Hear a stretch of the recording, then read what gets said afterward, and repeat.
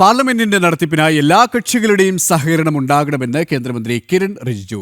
ശൈത്യകാല സമ്മേളനത്തിന് മുന്നോടിയായി ചേർന്ന സർവകക്ഷി യോഗത്തിൽ വിവിധ കക്ഷി നേതാക്കളുമായി കിരൺ റിജിജു പ്രത്യേകം കൂടിക്കാഴ്ച നടത്തി. ഡിസംബർ 19 വരെയുള്ള സമ്മേളന കാലയളവിൽ ആണവോർജ്ജ ബിൽ ഉൾപ്പെടെ 14 ബില്ലുകൾ അവതരിപ്പിക്കും. നാളെ പാർലമെന്റിന്റെ ശൈത്യകാല സമ്മേളനം ആരംഭിക്കുന്നതിന് മുന്നോടിയായി കേന്ദ്ര സർക്കാർ ഇന്ന് സർവകക്ഷി യോഗം വിളിച്ചു ചേർത്തു. സഭയുടെ സുഗമമായ നടത്തിപ്പിനായി എല്ലാ കക്ഷികളുടെയും സഹകരണമുണ്ടാകണമെന്ന് യോഗത്തിൽ പാർലമെന്ററി കാര്യമന്ത്രി കിരൺ റിജിജു ആവശ്യപ്പെട്ടു. ഇരു സഭകളിലെയും കക്ഷി നേതാക്കളുമായി അദ്ദേഹം പ്രത്യേക കൂടിക്കാഴ്ച നടത്തി. മുൻഗണനാ ക്രമമനുസരിച്ച് എല്ലാ വിഷയങ്ങളും ചർച്ച ചെയ്യുമെന്നും കേന്ദ്ര സർക്കാർ യോഗത്തിൽ വ്യക്തമാക്കി.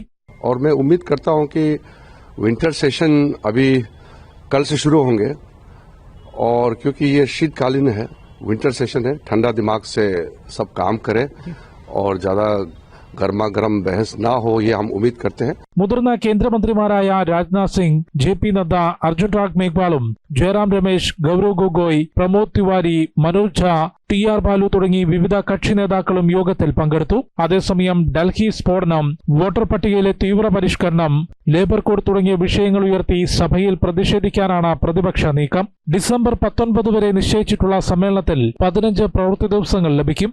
ആണവോർജ്ജ bill, higher education commission bill തുടങ്ങി 14 ബില്ലുകൾ ശൈത്യകാല സമ്മേളനത്തിൽ കേന്ദ്ര സർക്കാർ അവതരിപ്പിച്ചേക്കും. ജനം, ഡൽഹി.